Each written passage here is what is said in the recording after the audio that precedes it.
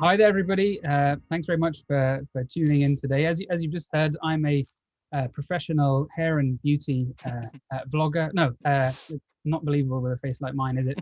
But I put stuff on YouTube and social media that tends to be about medical science, and I've got this side hustle as a full-time NHS cardiologist at the Essex Cardiothoracic Centre, which is, well, it's in Essex, and I'm going to talk to you today about some extremes of human physiology. It's always been a bit of an interest of mine, and now that's an enormous topic in itself, and really this is going to be a fairly whistle-stop tour.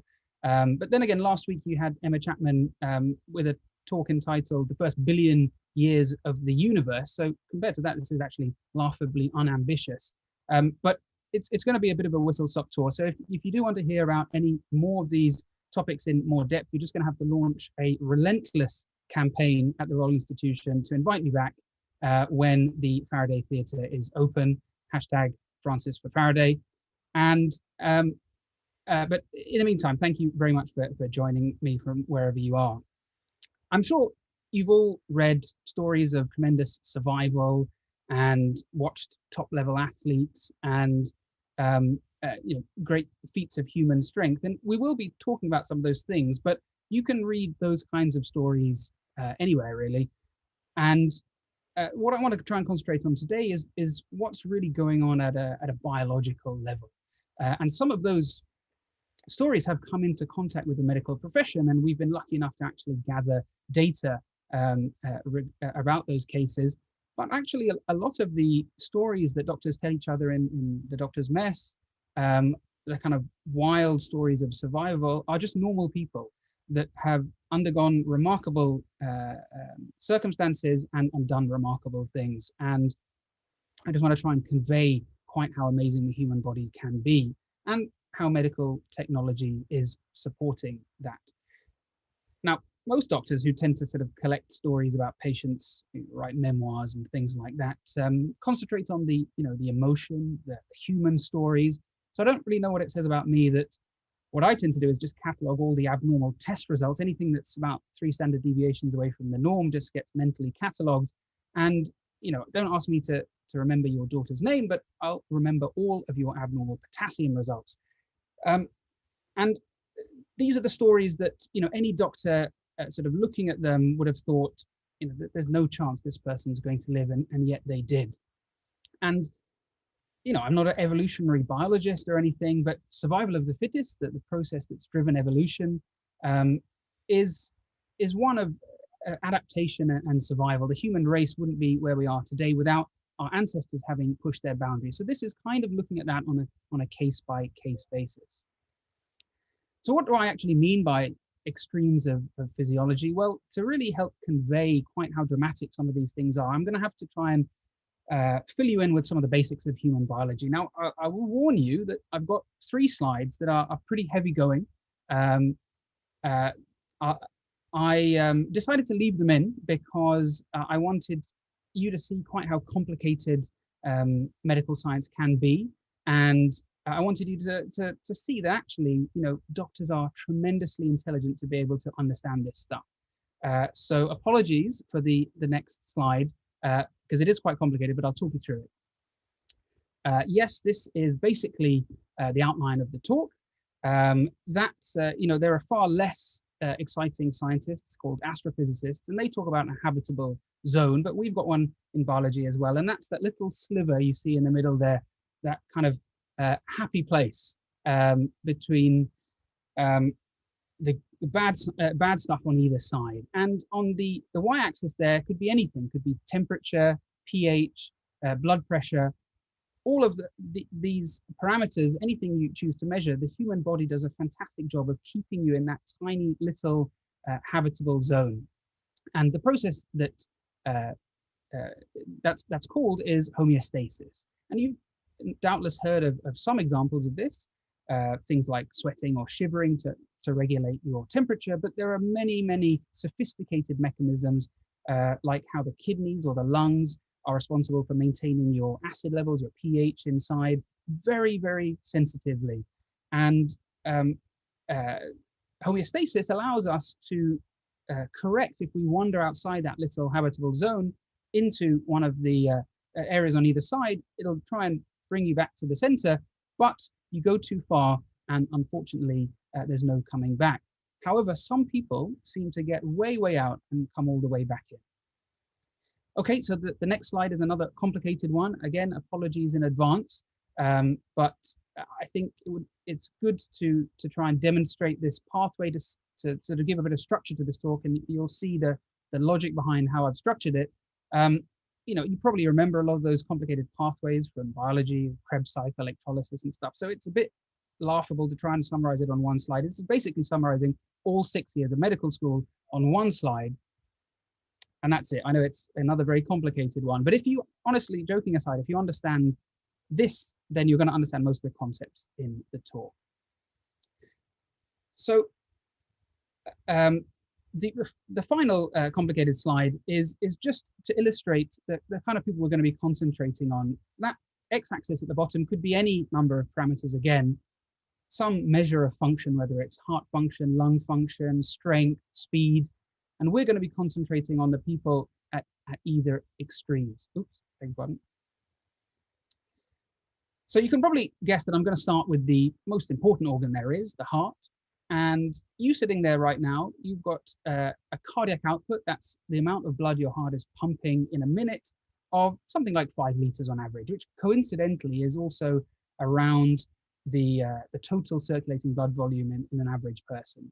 And that's going around at rest. At exercise, you could probably boost that up if you're in reasonable shape to about 15, maybe even 20 liters if you're pretty fit. However, there are some freaks amongst us who really go way, way further than that. And they tend to be endurance athletes that combine aerobic endurance with load. And typically rowers and cyclists tend to be the people who have really extreme values for cardiac output, maybe even getting up to as much as 45 liters a minute, way, way above what the average person could expect. And if you add some performance enhancing drugs into the mix, which obviously is a more recent development in the last few decades, then you get some frankly superhuman values. Arguably this peaked in the 80s and 90s when performance enhancing drug use essentially went unchecked, especially in things like cycling. And there are some athletes from the time, like Miguel Indurain and Marco Pantani on the left there, Sebastian Coe you'll recognize, more contemporary athletes like Bradley Wiggins, Mo Farah. And the numbers on the right of each of those pictures are their heart rates. Now, a normal heart rate, now this is, let's put drugs out of the equation here. I'm not suggesting these people took drugs, although some of them clearly did. But the normal heart rate for a human being is about 60 to 100. Typically about 60 to 80 is where it should sit. And with a bit of aerobic fitness, you can get into the 50s quite commonly. A lot of fit people would be. But once you get into around 30 beats a minute, you're entering into this sixth figure on the list there, who you probably will recognize is an elephant. And an elephant's heart is 60 times heavier than a human heart. And yet these athletes and other hyper fit athletes have got their heart rates down to the same as an elephant. So what's actually going on? Well, through training, they have made their hearts bigger, they've made their hearts more efficient, and also all their tissues are more efficient as well. So they simply don't need to pump their heart as fast, and they can still get the sufficient amount of blood to their body. But of course, just like a Lamborghini engine is happier going around a track, at rest, this kind of freakishly overpowered heart can cause some problems. Athletes who have what we call athlete's heart can suffer from abnormal heart rhythms that wouldn't affect the normal person as much. They can faint, they can have sort of dangerously low blood pressure and heart rate. And as I mentioned earlier, if you add performance enhancing drugs into the mix, things like erythropoietin, which is abused to boost the amount of red cells in the body, then you can get this kind of thick ragu-like blood. And at rest, particularly at sleep, a combination of very slow heart rate and thick blood can actually cause blood clots, which can be fatal. Marco Pantani in the middle on the left there famously had to wake up in the night to pedal on an exercise bike to prevent his heart rate going too slow. And quite a few fit young athletes, or at least who we thought were very fit athletes, have died in their sleep. At the other end of the spectrum are people whose hearts are barely working at all. This is a cardiac MRI scan of 2 different patients, and you can see their hearts are pumping much more weakly than the one we saw a bit earlier, which looks normal. And these are obviously people I meet through work. And particularly when I was working in the heart transplant unit in Papworth Hospital in Cambridge.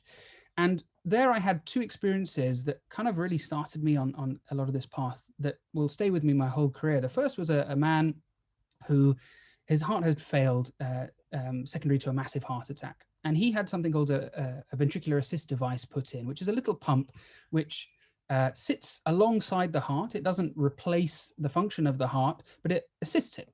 And he actually had 2 put in because his left and right ventricles weren't working. And that's quite unusual in itself. And he managed to go home, but he came back in not feeling fantastic. And the echo on the ultrasound scan on the right there is not him. That's a different patient. But you can see, if I just use my mouse, I don't know if my mouse projects, you can see the ventricular assist device cannula just sitting in the heart there. But he came back into clinic, and we did a scan and found that his heart had stopped completely. And I'm not using that in a kind of loose sense, like it was an abnormal rhythm. His heart had completely stopped. It was doing nothing. It was completely inactive. He was being kept alive by those 2 pumps, which wasn't what they're designed to do. And, you know, for me, that was more striking and surprising than someone who electively will have their heart taken out for a transplant or have a total artificial heart put in place, because he'd been sitting at home and his heart had stopped and he had no idea until he came in. So this really kind of blew my mind. And it leads to these kind of interesting philosophical discussions about what actually defines death. You know, for the vast majority of human history, it's been the absence of a heartbeat, but that clearly doesn't apply anymore. And the second experience I had in the same job, which was really a remarkable job to do, was watching an operation called a heart-lung transplant, which is, again, a pretty rare operation. That's where the whole, both lungs and heart were transplanted together. And that's not something that happens very often. So I was quite lucky to watch. And we were waiting for the donor heart-lung block to arrive, and the recipient's organs had been removed. And I remember having a few minutes just waiting, standing there thinking, this is incredible what I'm looking at. It's a sort of marvel of combining medical and human technology, that there is a woman lying on the table who is unconscious but alive, and she has no heart and no lungs inside her chest. And I remember seeing this huge open cavity and just kind of, you know, it's an unforgettable sight, something that even most cardiac surgeons won't have seen. And so both of these patients did something that a vanishingly small number of people have done through history. They've been alive without a working heart in their chests. And heart transplantation itself is now over 50 years old, but still something that I find utterly remarkable. There's no substitution for a heart transplant at present, but the mechanical options are getting better and better. And this certainly is a frontier that keeps getting pushed forward. Now, in the short term, we can replace not only the heart's function, but also the lungs. And there's something called extracorporeal membrane oxygenation, or ECMO, which you may well have heard of this year, because with COVID, we've seen unprecedented demand for technology like this. And frankly, we don't have enough ECMO capacity in the UK. But what it is large pipes remove blood from the body, take out the carbon dioxide, put oxygen in, and pump blood back into the body at high pressure, high enough to perfuse the organ. So replacing the function of the heart and lungs at the same time. And at present, this is the limits of what human physiology can survive in the hospital. So back to our curve again, our normal distribution. So again, I was talking about different things going on the x-axis. If you decided to put sort of a measure of aerobic function at the bottom, how would you actually measure this? How do I know that my heart failure patients are on one end of that chart and the elite cyclists are on the other? Well, you can do tests, and one typical test is a exercise test, and we measure something called Vo2 Max. And what that basically is measuring is how much oxygen your tissues can take up, and the higher, the fitter you are, essentially. And that's a combination of not just heart function, but many cardiopulmonary function, as well as your muscles and everything. So just to give you a sense of scale, a sort of typical average person in reasonable shape would have a Vo2 max of about 30. My patients, when you're getting to the level where you're considered for a heart transplant, will have a Vo2 max of about 10 to 12.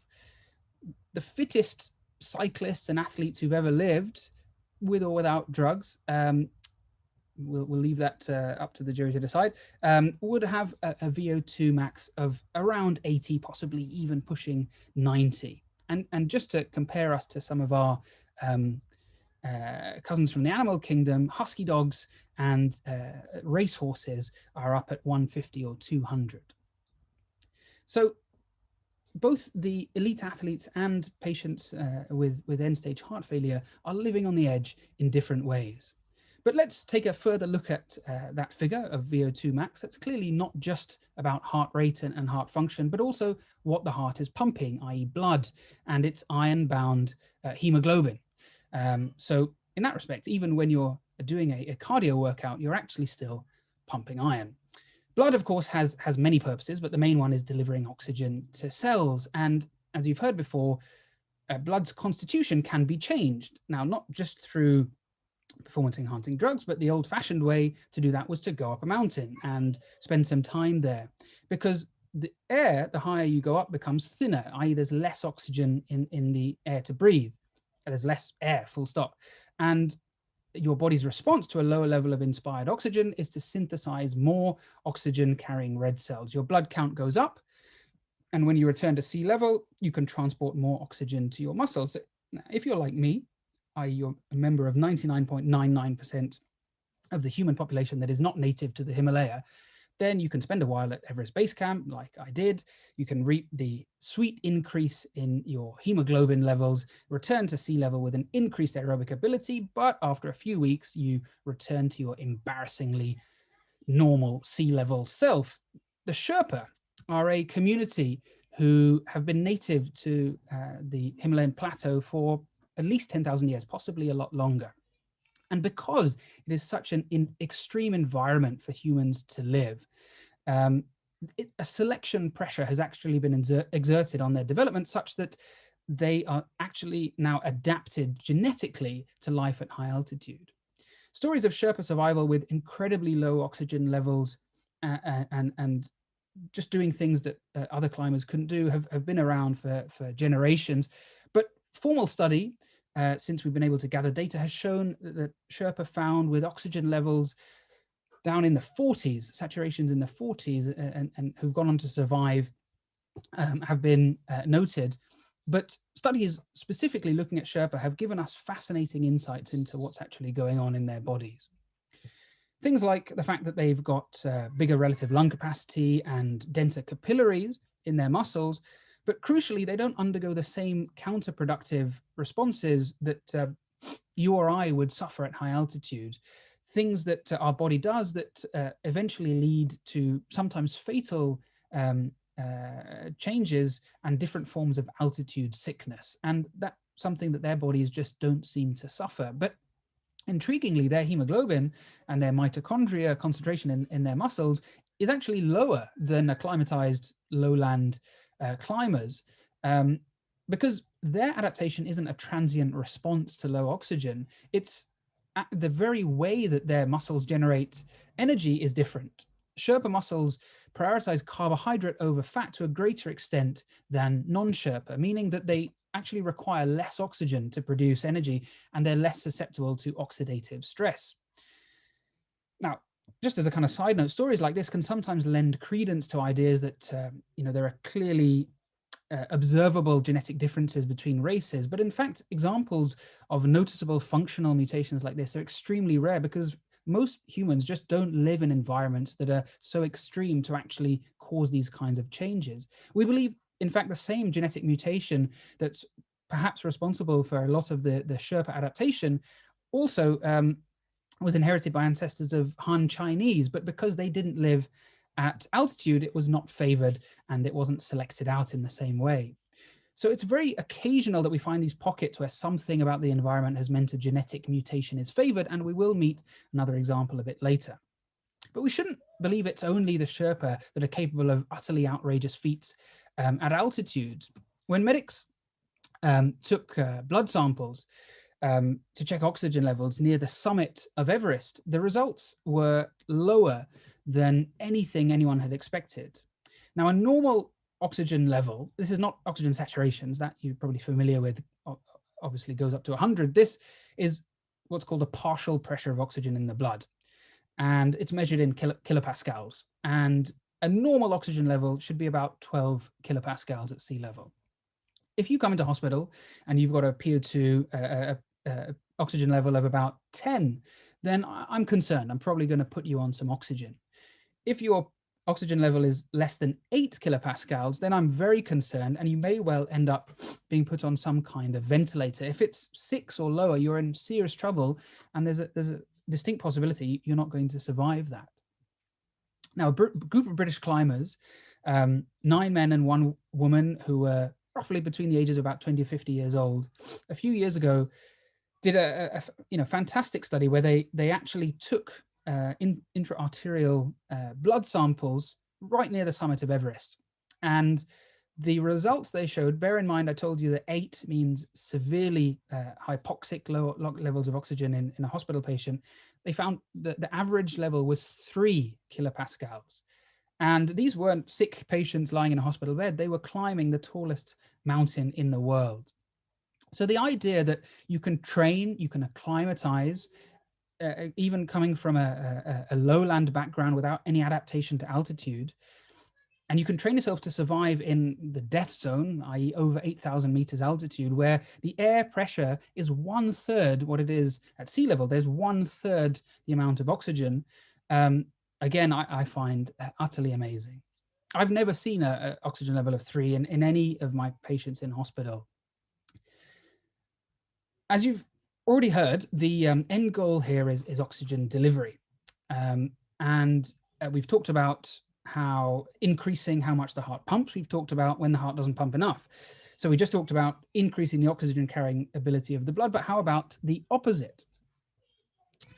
A normal hemoglobin is defined as around 14 grams per liter. It differs for men and women, but that's probably about average overall. Anemia again is different for men and women, but if you're getting down to about 10 or 11, then that's a significant anemia, a low blood count, and it would certainly need some investigation.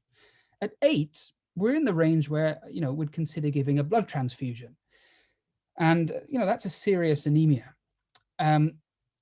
Massive bleeds, huge hemorrhage can cause hemoglobin to drop rapidly to about 5. And that's very, very severe anemia. But when I worked in a rural hospital in South Africa, I met young patients, adolescents, who through a combination of dietary deficiencies and disease had such profound anemia that they walked in and seemingly fine, not really complaining of much in the way of symptoms, maybe a little bit tired, with a hemoglobin of 2, which again, coming from London and the West, I'd never seen before. But because it had developed slowly, their young bodies had adapted and they were still going. However, the most remarkable case I saw actually was in London. It was when I was working at St. George's in intensive care. A young mum had just given birth, and it was quite a traumatic birth, had a catastrophic loss of blood, which can occasionally occur in obstetric emergencies. And her hemoglobin, which we had to check several times because I just couldn't believe it, was 0.9 grams.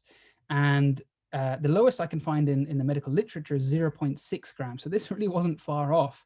And just to put that into context, that's 9% the amount of oxygen carrying hemoglobin that you would normally expect somebody to have.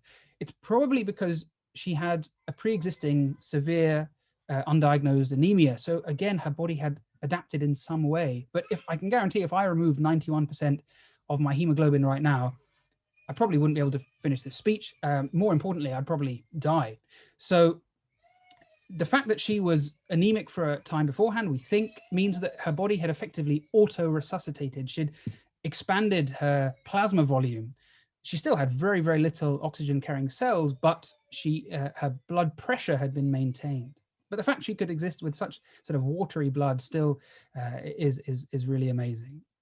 Pregnancy itself is, something we think of as pretty run-of-the-mill, but it is one of the most challenging physical experiences that a human can go through. It is, of course, regarded, as routine, but mothers undergo pretty drastic changes in even early pregnancy, but increasingly so as it progresses.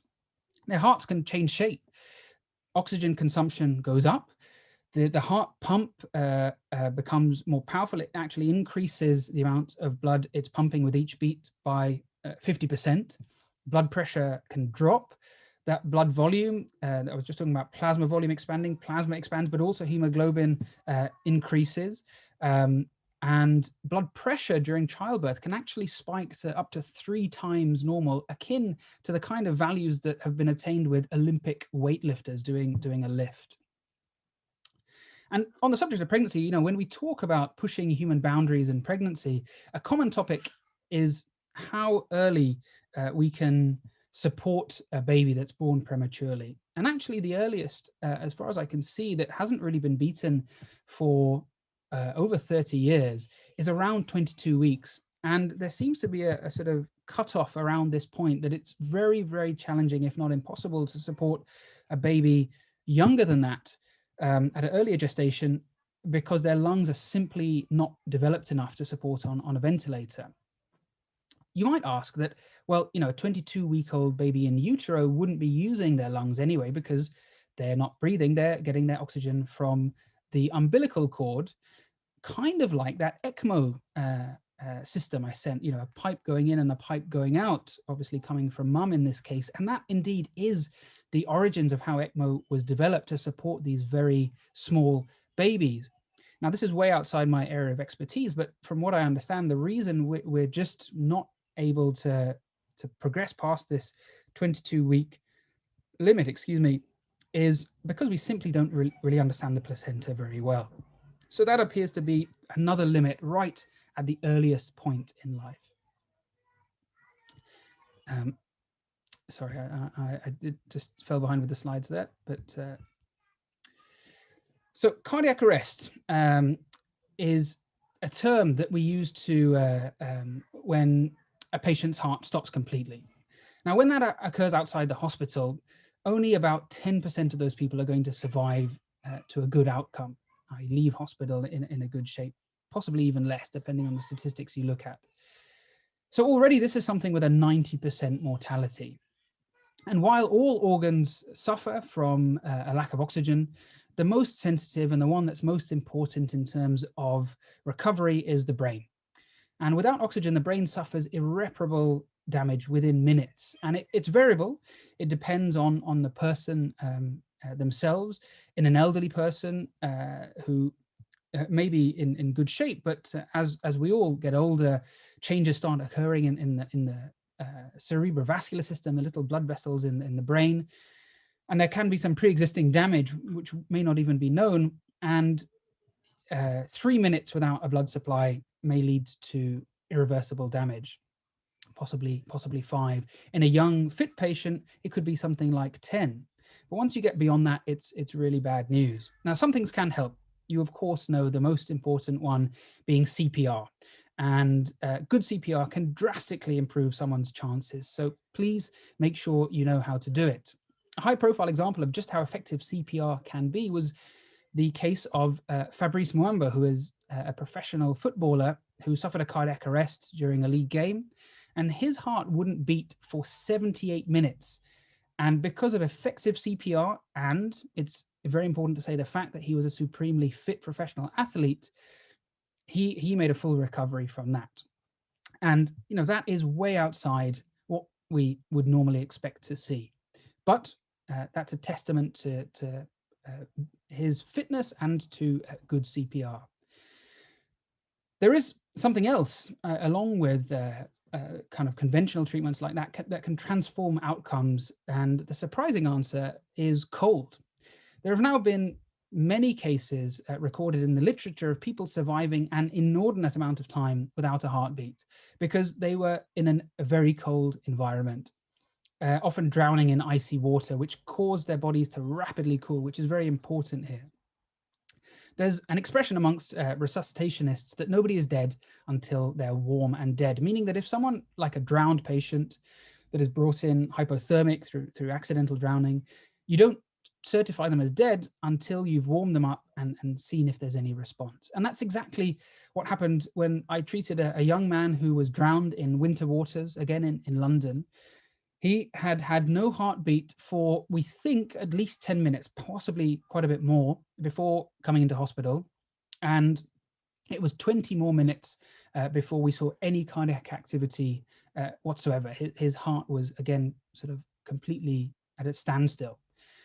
And it was several hours before he was rewarmed completely, but 2 weeks later, he left the hospital with no lasting consequences at all, having made a complete recovery. And this was having no heartbeat at all for 30 minutes.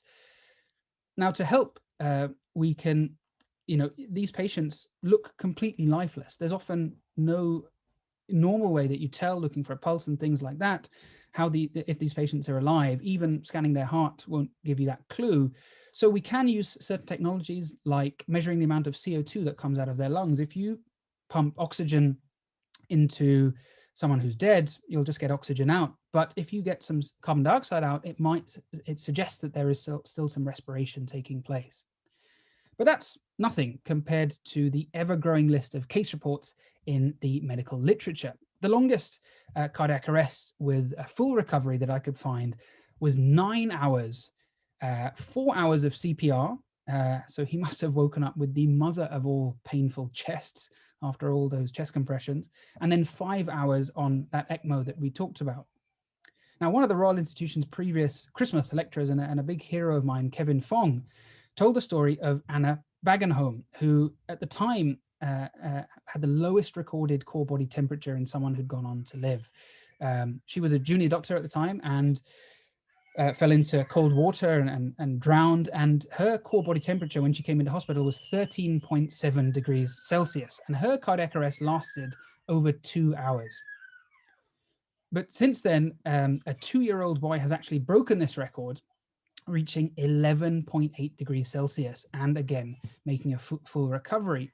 But just a couple of months ago, this was published, well, September, which I hadn't seen before. In fact, every time I do a talk mentioning hypothermia, I have to update it because there's always some new case report. But this is actually looking at a case series from the 1960s, which seems to have been forgotten to history. And there were 9 patients in total, but 5 that made a full recovery, the coldest reaching 4.2 degrees Celsius and still making a recovery, which is something I'd never heard before. And it suggests we may not have yet reached the boundary of where survival is in terms of hypothermia. These, as you can see, there were quite a few kids there, but the 4.2 Celsius patient was 39 years old. So it does suggest that maybe the current science fiction of cryonics, which at present, I would class in a kind of very distant future, maybe it's a bit closer than we thought. What about, well, before I move on to heat, I'll just say a final word about hypothermia, because it's not just interesting case reports, it also can teach us how hypothermia can be used in a therapeutic sense. And we now routinely use hypothermia for people who have had cardiac arrests for any reason. And it's gone through different guises and it's constantly being revised, but you can cool somebody's brain after a cardiac arrest to try to get some of those benefits of reducing damage caused by a low oxygen level.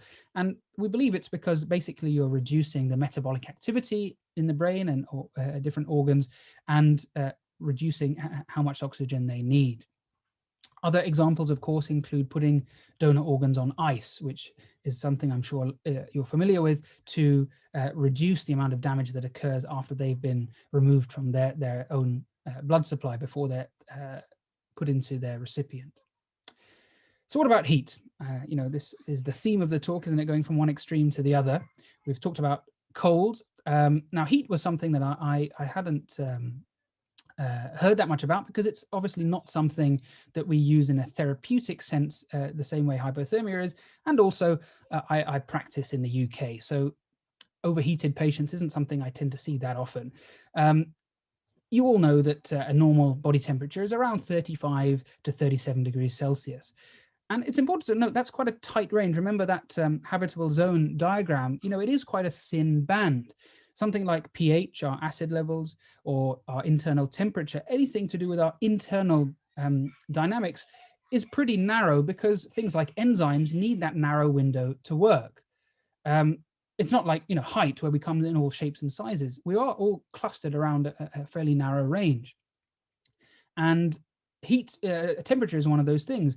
Just a few degrees up, 40 degrees Celsius, in conjunction with neurological signs, is what we class as heat stroke. And, you know, that can be fatal, particularly in elderly patients.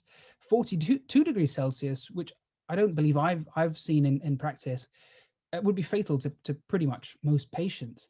And yet the hottest core temperature that I could find that someone has survived is 44 degrees Celsius. But actually, we can all tolerate short periods of extremely hot environments like saunas, which can exceed 100 degrees Celsius, as long as our thermoregulatory systems like sweating are intact. We talked about homeostasis earlier. This is, of course, an example of that. There are other mechanisms to do that we use for heat regulation, like dilating the blood vessels at the surface of our skin to radiate heat away. But when the ambient atmospheric temperature is hotter than your internal temperature, that obviously doesn't really work. So it is really about sweating. So this is an onsen bath in Japan. And if you submerge yourself in water, obviously sweating doesn't help then.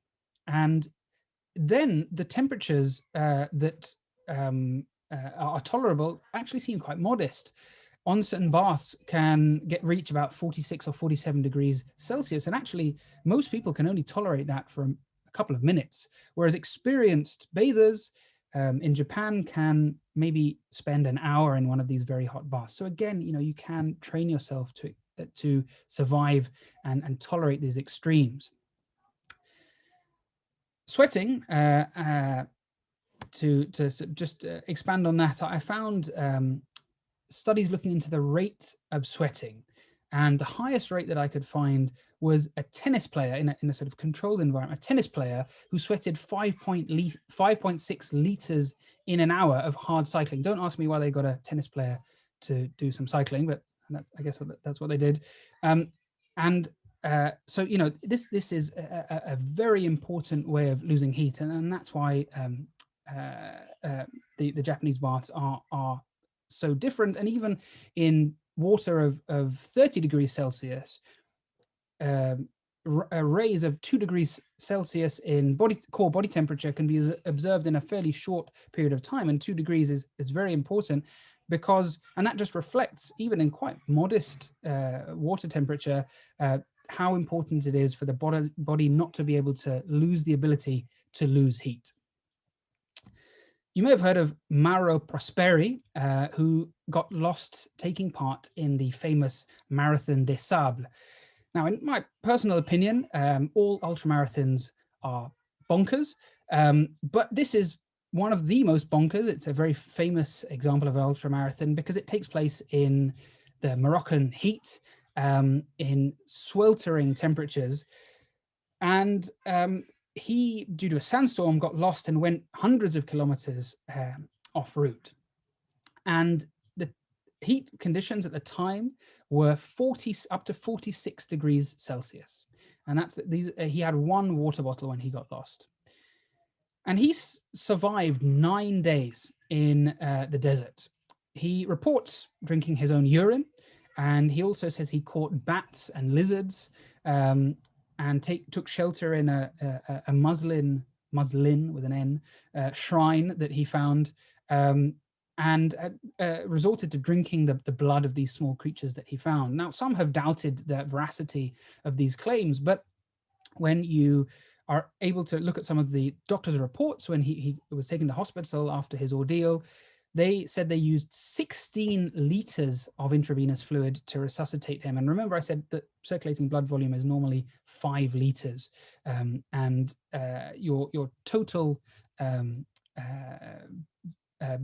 body blood volume is about 42 liters on average. He suffered damage to his kidneys, his liver, and his muscles that actually took a total of 2 years to recover. But again, a quite remarkable story of survival. Let's return to our complicated diagram where we've done the heart, we've done a bit of the lungs, we've done oxygen, we've done the blood. So now we've supplied the tissues in the body, and we need to remove the waste gas carbon dioxide, which is the waste gas of respiration. The normal partial pressure of carbon dioxide is about 4.5 to 6 kilopascals. Now, did you know that the thing that makes you want to breathe, the thing that tells your body, hey, you need to breathe, which is probably not something you think about that often, although you're probably thinking about it right now, is actually your level of carbon dioxide, not your level of oxygen. And this, again, is an example of how sensitive that homeostasis is. Your carbon dioxide level, which sits, as I said, about 4.5 to 6 on average, if it starts creeping up, which can happen from something like holding your breath, then you get this almost irresistible urge to breathe. And that's because carbon dioxide is weakly acidic, and hence a rise of carbon dioxide makes your blood slightly acidemic or acidic. And your body can detect this and says, you need to start breathing.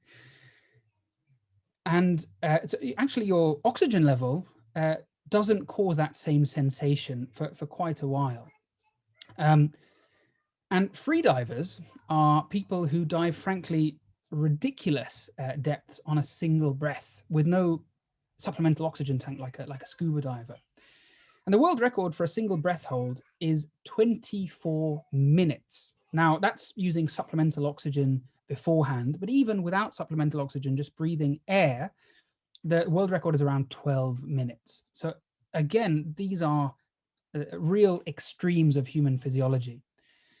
And the reason they hyperventilate beforehand, and the reason any of you can extend your breath hold by hyperventilating first, although I advise you not to do this unsupervised, is because you blow off excess carbon dioxide when you're hyperventilating. So anyone who hyperventilates and pants, often we see patients who've come in with anxiety and they're sort of having a panic attack and they're hyperventilating, their carbon dioxide level will be very, very low. And that sometimes causes you to feel a bit tingly in your extremities and feel a bit faint. And it also allows you to have this very long breath hold because it takes much longer for your carbon dioxide to get to that level where your body is screaming at you to breathe. And if you can start pushing past that sensation of the high carbon dioxide, then you can extend your breath hold, or what's called a static apnea in freediving circles. And in the short term, a high CO2 isn't necessarily that harmful. I see patients routinely coming to the hospital who are unwell and they have a CO2 value of around 10 or 12, and they fully recover. That's something we see pretty frequently. They again may need assistance of a type of ventilator, but it's the CO2 itself is not necessarily harmful. It's a reflection of what's going on in their lungs. But I've never encountered anything like the next case when a 16-year-old boy fell into a truck which was being filled with wheat grain. And unfortunately, his lungs rapidly filled up with grain. He was pulled out about 7 minutes after falling in. He was unconscious. He was unable to breathe. After clearing as much as they could out of his throat and his mouth, he was intubated with a breathing tube, but they just couldn't ventilate him because his lungs were just full, his airways were full of impacted wheat. Many hours would pass before they cleared his lungs. Now, I'm going to show you, I know these numbers won't mean anything to a lot of people, but I want to highlight a few numbers here. Now, these are in units, it's an American journal, so these are in units that no civilized country should understand archaic measurements. So I had to do some conversion, and I was sure that I had got the conversion wrong because I've just never witnessed numbers like this. The important thing to first point out is his oxygen level is pretty normal. These numbers for the oxygen are within normal limits, and he was like that throughout, which is the first thing to say is pretty remarkable, that even with all that grain, he was able to get enough oxygen in. But his carbon dioxide level is recorded here, the peak at 501 millimeters of mercury. And remember I said normal is 4.5 to 6 kilopascals. This is 67 kilopascals. It's just utterly wild. But it, again, is a reflection of the fact that the carbon dioxide itself isn't that harmful. And once they were able to clear everything out, he did much better. The treatment essentially consisted of turning him upside down and just banging on his back until the grain came out. Very high-tech medical solutions we have. And if you look at his pH here, now I'm sure I don't have to tell you, pH is a logarithmic scale. So a normal pH in a human being is 7.35 to 7.45. His pH is 6.59 at its lowest. And if I see a pH in one of my patients, the majority of whom are middle-aged or elderly, of around 7, that's really bad news. If I see a pH of less than 7, I'm afraid the majority of those patients are not going to survive. Again, I've never seen a pH get down to 6.59 and for the patient to survive. And there is another saying in medicine that teenagers are unbreakable. And certainly as an adult doctor, I don't mean I'm an adult. I sometimes wonder about that. I mean, I treat adults. I just, occasionally get involved with the care of adolescents when they're kind of at the cusp. And the numbers that we see that adolescents, teenagers can survive is just bewildering. But as I said, thankfully that particular teenager survived, and I was no doubt making a TikTok the next morning. But the report did say that he was coughing up grains for a week afterwards. Plunging back into the depth, there is, of course, a lot to say about the physiology of diving. And actually, I found diving physiology, the most complicated area to study, much more complicated than altitude or aviation medicine, because things behave very strangely when you're under tremendous pressure. The world, I was talking about freediving earlier, the world record for freediving depth, again, is one I had to double check to ensure I'd converted it properly, because it sounds completely crazy. Because anyone who's done a bit of basic scuba diving, I've done that level 1 beginner's scuba dive, thinks that 18 meters, that's pretty deep, because that's as far as you're allowed to go to begin with. And the deepest someone has dived is 214 meters without any supplemental air. Now, they did that with the assistance of a sort of sled and a buoyancy aid to come back up. So I guess you could say that's kind of cheating, extremely dangerous as well. But the lowest someone's gone without any assistance, so not jettisoning any weight or anything like that, is 120 meters down. That's 13 atmospheres, 13 times the pressure at sea level. And I'm sure diving can be extremely dangerous. The main risk from diving is posed by dissolved nitrogen in the blood and tissues, forming bubbles as a diver ascends. And we all know this phenomenon because we've all opened a bottle of fizzy drink, and if you open it quickly, you get loads of bubbles. If you open it slowly, the gas comes out in a much more controlled way, and that's why divers have to ascend slowly. Free divers don't get the bends because they're just not down long enough for nitrogen to start dissolving into their tissues. And bubbles in the bloodstream is seriously bad news. But divers with supplemental oxygen or air can stay down a lot longer, and then that's when you start getting nitrogen dissolving into bodily fluids. Freedivers can suffer this if they don't leave enough gap between dives. So traditional communities of pearl divers in Asia and in the Pacific have got words in their culture for something like the bends,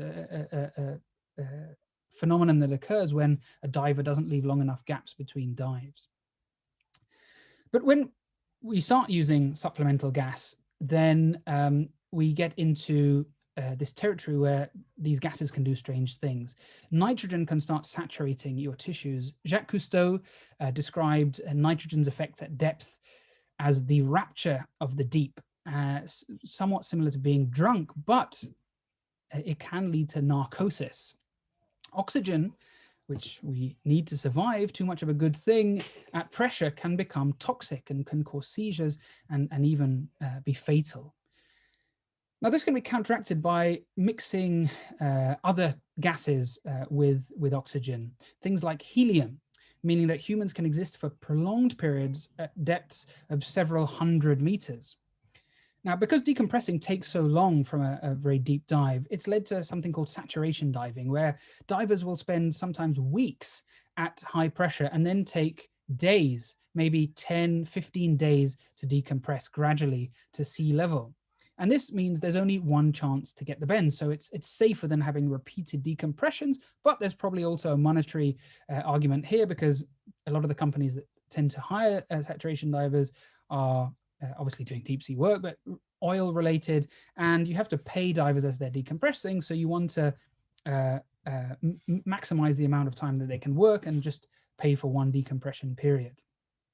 Now, interestingly, as helium is a much better conductor of heat, the chambers that they live in during this period have to be kept at very much higher temperatures, about 30 degrees Celsius, so they don't get cold. And of course, they will sound fairly squeaky when they talk. The Hydra 8 mission in 1988 pressurized divers to 53 atmospheres over 4 days it took to compress them, and then they performed tasks in the water. Now, this is, you know, without any special suits. This first picture was a picture of a saturation diver, so you know they've got these are not pressurized suits, so the human body is tolerating this pressure, and they were doing work at 534 meters depth. It took them 18 days to decompress afterwards, and they breathed a quite remarkable mixture of gas: 49% hydrogen, 50% helium, and 1% oxygen, but obviously under that kind of pressure. So nitrogen was completely eliminated. Most saturation dives are nowhere near that deep, but at present that represents, again, the extreme. There have been simulated dives, so in pressure chambers not at depth, that go down as far as 700 meters, but this is the deepest saturation dive.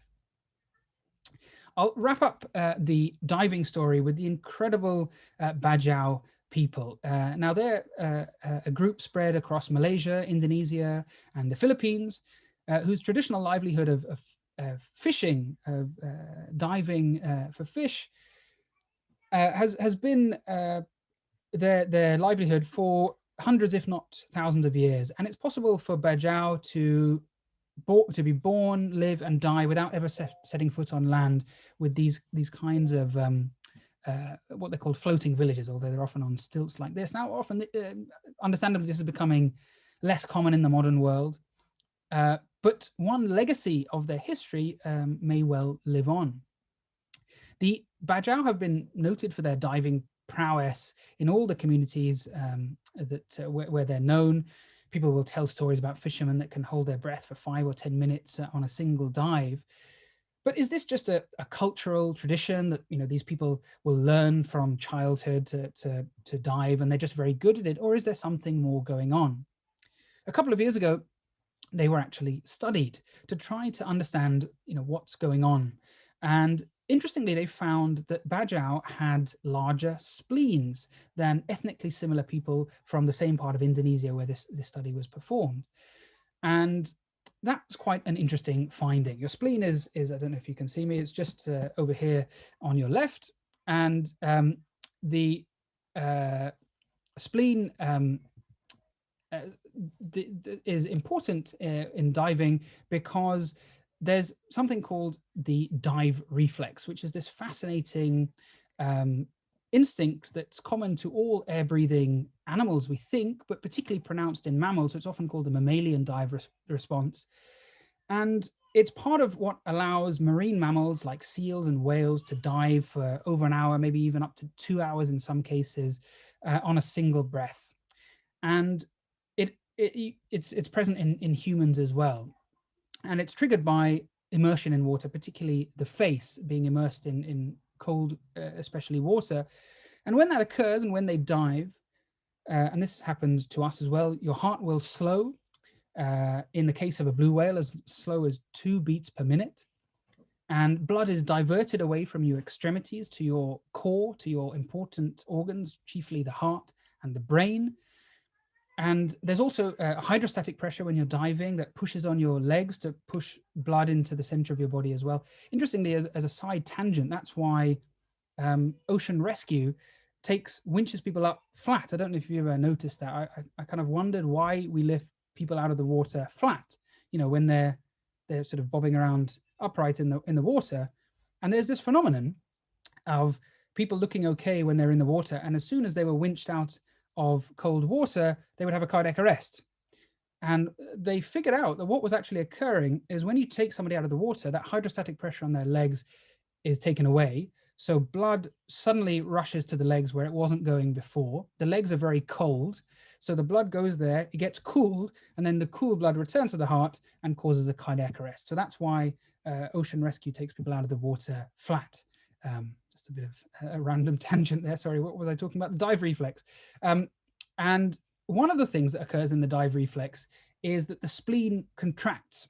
It's like this little blood bag squeezing a bit of extra blood. And we see that occurring as well in hemorrhage. So when somebody has a trauma and they bleed, the spleen will squeeze and give this little boost of blood. It can be sort of 500 mils, so not inconsiderable. And the bajau, having a larger spleen, is somewhat analogous to marine mammals having very large spleens in comparison to their land-based relatives.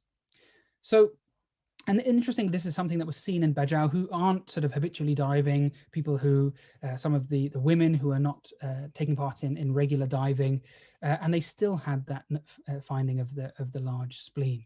So, is it possible that we've seen this a selection pressure exerted over 1,000 years or so? It's quite possible.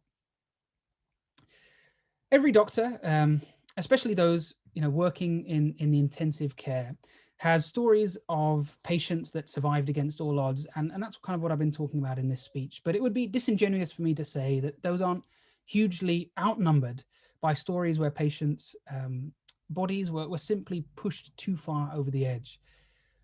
I know we've all gone through a lot over the last year, and probably the only medicine that you've heard about has been COVID related. So I wanted to kind of take this opportunity to get your minds off COVID for an hour or so and sing a little love song to the wonders of modern medicine and the science that has brought us to where we are today. And yet sometimes it still feels like medical science is under threat by people who refuse to believe in the progress we're making. So I hope you can see this is just one small example why medical science and research is worth defending and worth fighting for. I was at work just today and did a case where a patient came in, and without exaggeration, they were at death's door. They were having a very big heart attack, and they were well outside that habitable zone. Their blood pressure had dropped really low from a heart attack, and they were, would have died without some assistance. And with the whole team there in a process we've done many times over, we stopped the heart attack, opened up her artery, and restored her to that little red sliver in the middle, that habitable zone. And to be honest, there was really nothing notable. It was totally routine. It's something that teams like mine do every day all over the world. And the fact that we can do that, we can move somebody from that those fringes back to the middle and think nothing of it, is really through standing on the shoulders of giants. There are many areas I didn't have time to talk about. I hope you enjoyed this kind of brief overview. I do talk about stuff like this on the YouTube channel, so please go ahead and subscribe. But importantly, please also subscribe to the Royal Institutions YouTube channel. They're almost at 1 million subscribers, which is very exciting. And I want to give them a big thank you for giving me this opportunity to talk to you today. And I hope you found it, if not useful, then at least interesting. And you can find me at all the usual time-wasting social media platforms with that handle. But thank you very much.